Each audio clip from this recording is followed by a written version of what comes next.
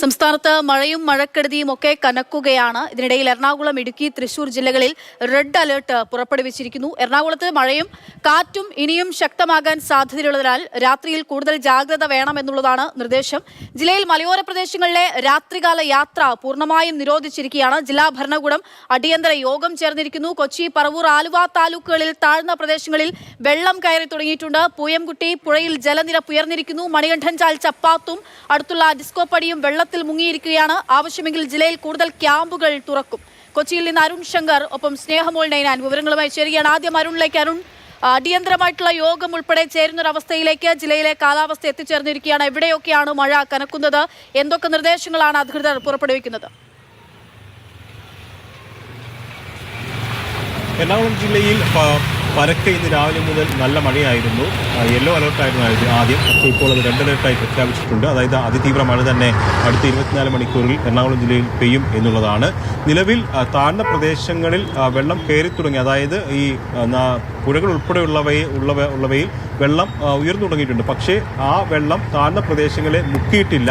ചില സ്ഥലങ്ങളിൽ റോഡുകളിൽ വെള്ളം കെട്ടിക്കിടക്കുന്നത് ഒഴിച്ചാൽ വീടുകളിലേക്കൊക്കെ വലിയ രീതിയിൽ വെള്ളം കയറുന്ന അവസ്ഥ നിലവിലില്ല. പക്ഷേ ഇനിയുള്ള മണിക്കൂറുകൾ ഇക്കാര്യത്തിൽ വളരെ നിർണായകമാകും. കനത്ത മഴയാണെങ്കിൽ, ഈ രാത്രിയിൽ കനത്ത മഴയാണെങ്കിൽ സ്വാഭാവികമായിട്ടും ജില്ലയിലെ പല ഭാഗങ്ങളിലും താഴ്ന്ന പ്രദേശങ്ങൾ വെള്ളത്തിൽ അടിയിലാകാനുള്ള സാധ്യതയുണ്ട്. ഇതിൻ്റെ അടിസ്ഥാനത്തിലാണ് ദുരന്ത നിവാരണ അതോറിറ്റി യോഗം ചേർന്നത്. ഇതിൻ്റെ അടിസ്ഥാനത്തിൽ നിർദ്ദേശങ്ങൾ പുറപ്പെടുവിച്ചിട്ടുണ്ട്. അതിൽ ഏറ്റവും പ്രധാനമെന്ന് പറയുന്നത് മലയോര മേഖലയിലെ രാത്രികാല യാത്ര പൂർണ്ണമായിട്ടും നിരോധിച്ചിരിക്കുകയാണ്. അതായത് കനത്ത മഴയുടെ പശ്ചാത്തലത്തിൽ പല സ്ഥലങ്ങളിലും മണ്ണിടിയാൻ സാധ്യതയുണ്ട്. അതുകൊണ്ട് ഈ മേഖലയിലേക്കുള്ള രാത്രികാല യാത്ര പാടില്ല, അതിന് നിരോധനം ഏർപ്പെടുത്തി എന്നുള്ളതാണ് ജില്ലാ ദുരന്ത നിവാരണ അതോറിറ്റി അറിയിക്കുന്നത്. അതോടൊപ്പം തന്നെ ജനങ്ങൾ കൂടുതൽ ജാഗ്രത പാലിക്കണം. കാരണം നിലവിൽ തന്നെ ഈ പകലിൽ തന്നെ പല സ്ഥലങ്ങളിലും മരങ്ങൾ ഒടിഞ്ഞു വീണ സംഭവങ്ങൾ ഉണ്ടായി. അത്തരത്തിലുള്ള സംഭവങ്ങൾ ആവർത്തിക്കാൻ സാധ്യതയുണ്ട്.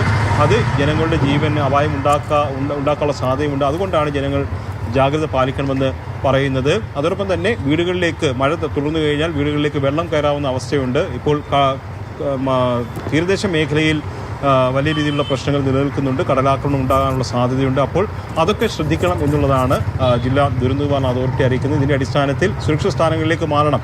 നിലവിലെ സാഹചര്യം ജില്ലാ ദുരന്ത നിവാരണ അതോറിറ്റിയും ജില്ലാ ഭരണകൂടവും നിരീക്ഷിക്കുന്നുണ്ട്. ഇതിൻ്റെ അടിസ്ഥാനത്തിൽ ക്യാമ്പുകൾ ആവശ്യമെങ്കിൽ തുറക്കാനും തീരുമാനിച്ചിട്ടുണ്ട്. നിലവിൽ ജില്ലയിലെങ്ങും ക്യാമ്പുകൾ തുറന്നതായിട്ട് അറിയിച്ചിട്ടില്ല. പക്ഷേ വെള്ളം കയറാൻ സാധ്യതയുള്ള സ്ഥലങ്ങളിൽ നിന്ന് ആളുകൾ മാറിപ്പോകുന്നു എന്നാണ് അറിയാൻ കഴിയുന്നത്. ബന്ധു വീടുകളിലേക്കും സുഹൃത്തുക്കൾ വീടുകളിലേക്കൊക്കെ പോകുന്നുണ്ട്. പക്ഷേ ക്യാമ്പുകൾ നിലവിൽ തുറന്നിട്ടില്ല. പക്ഷേ അങ്ങനെ ഒരു സാഹചര്യം വന്നു കഴിഞ്ഞാൽ രാത്രി തന്നെ അതിനുള്ള സൗകര്യങ്ങൾ ചെയ്യാനുള്ള തീരുമാനവും ജില്ലാ ഭരണകൂടത്തിൻ്റെ ഭാഗത്തുനിന്ന് എടുത്തിട്ടുണ്ട്. ശരി, അരുണാണ് വിവരങ്ങൾ നൽകുന്നത്. സ്നേഹമോൾ നൈനാൻ കൂടിയുണ്ട്. സ്നേഹ, എറണാകുളം ജില്ലയിൽ ഈ നഗരപ്രദേശം കഴിഞ്ഞാൽ ഒരുപാട് മലയോര മേഖലയുള്ള ജില്ല കൂടിയാണ്. അവിടങ്ങളിൽ പലപ്പോഴായി വലിയ കെടുതികൾ, ഒപ്പം തന്നെ തീരപ്രദേശം പറവൂർ ഉൾപ്പെടെയുള്ള ഇടങ്ങളിൽ വെള്ളക്കെട്ട് അതിരൂക്ഷമാകാനുള്ള സാധ്യതയും പലപ്പോഴും മഴയത്തുണ്ടാകാറുണ്ട്. അങ്ങനെയുള്ള മറ്റ് ഉൾപ്രദേശങ്ങളിലേക്കുള്ള സാഹചര്യം എങ്ങനെയാണിപ്പോൾ?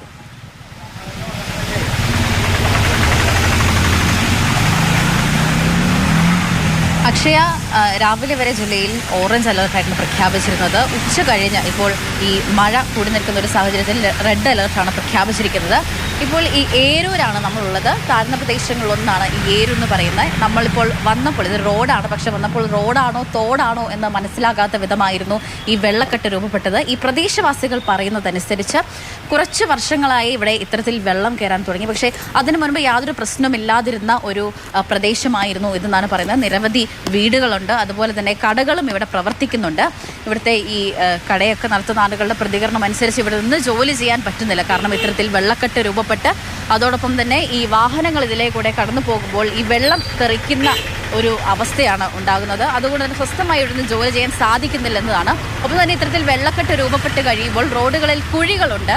ആ കുഴികൾ ഇത്തരത്തിൽ ഈ വാഹനയാത്രക്കാർ കാണുന്നില്ല. അതുകൊണ്ട് തന്നെ അപകടങ്ങൾ ഉണ്ടാകാനുള്ള സാധ്യത ഏറെയാണ്. അത്തരത്തിൽ നിരന്തരം ഈ മഴക്കാലം ഇത്തരത്തിൽ നിരന്തരം ഇങ്ങനെ അപകടം ഉണ്ടാകുന്നുണ്ട് എന്ന് തന്നെയാണ് ഇവിടെ താമസിക്കുന്ന ആളുകളും അതുപോലെ തന്നെ ഇവിടെ ഈ കടകളൊക്കെ നടത്തുന്ന ആളുകളും പറയുന്നത്. ഇപ്പോൾ നമ്മളോടൊപ്പമുള്ളത് ഇത്തരത്തിൽ ഇവിടെ ഈ ഏരൂരിൽ കട നടത്തുന്ന ഒരാളാണ്.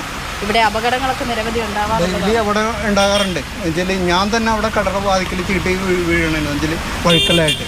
ഇപ്പം ഇന്നിപ്പോൾ ഭയങ്കര വെള്ളമാണ്. അപ്പോൾ ഈ കഴിഞ്ഞ കൊല്ലം ഇത്രയും വെള്ളം ഉണ്ടായിരുന്നില്ല. ഇപ്പോൾ ഈ പ്രാവശ്യമാണ് ഏറ്റവും കൂടുതൽ വെള്ളം വന്നേക്കണം. കടലിൽ നിന്ന് പണിയെടുക്കാൻ പോലും നിവൃത്തിയില്ല. എന്ന് വെച്ചാൽ അതേ കൂട്ട് വണ്ടികൾ സ്പീഡിൽ പോകുമ്പോൾ വെള്ളം ഓളം തന്നെ നമ്മുടെ കടലിൻ്റെ ഉള്ളിലോട്ട് കയറിക്കൊണ്ടിരിക്കുന്നത്. അതാണ് അവസ്ഥ. ഈ കാണാൻ പണിതേക്കണത് മര്യാദക്ക് കൊണ്ട് ഏതെങ്കിലും വലിയൊരു കാണയിൽ കൊണ്ട് മുട്ടിച്ച് വെച്ചെങ്കിൽ ഈ ഇത്തരം വെള്ളം കെട്ട് വരില്ലായിരുന്നു. അതാണ് കാണാൻ പണിത് തോടിൻ്റെ നടുക്ക് കൊണ്ടുവന്ന് നിർത്തിയിരിക്കുകയാണ്. കുറച്ച് വർഷമേ ആയിട്ടുള്ളൂ ഇങ്ങനെ വെള്ളം കയറുന്നത്. വെള്ളം ഇപ്പം ഈ വർഷം കൂടുതൽ വന്നതെന്ന് വെച്ചാൽ ഇതിൻ്റെ ഓപ്പോസിറ്റിലേക്ക് പോകാനുള്ള ഒരു വഴി ഉണ്ടായിരുന്നു. അവിടെ അവർ നിർത്തി അവിടെ കാണാൻ പോകാൻ വേണ്ടി അവിടെ തടസ്സം വന്നത്.